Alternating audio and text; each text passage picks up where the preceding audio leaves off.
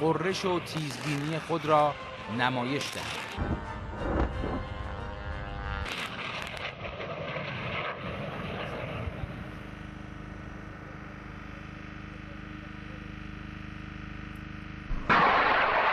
هر هدفی که در برد دوربین ما قرار بگیره، سامانه هم نسبت به اون الاین شده و میتونه روی اهداف اجرای آتش کنه. کوتاه، متوسط یا بلند؟ کوتاه، متوسط و بلند.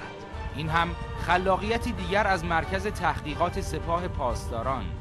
مین جهنده تا 150 متر بالا پرتاب می شود، منفجر می شود و هر بالگردی را در ارتفاع پست زمینگیر می کند. این انسجام، این همکاری، این همفکری به طور کامل بین ارتش و سپاه برقرار است. از نظر تبادل آموزش، تبادل تجربیات. رزمایش تحقیقاتی و تخصصی پیامبر اعظم هشت آنقدر مهم بود که هیئت داوران آن چهره‌های نامدار رزم زمینی ایران اسلامی بودند.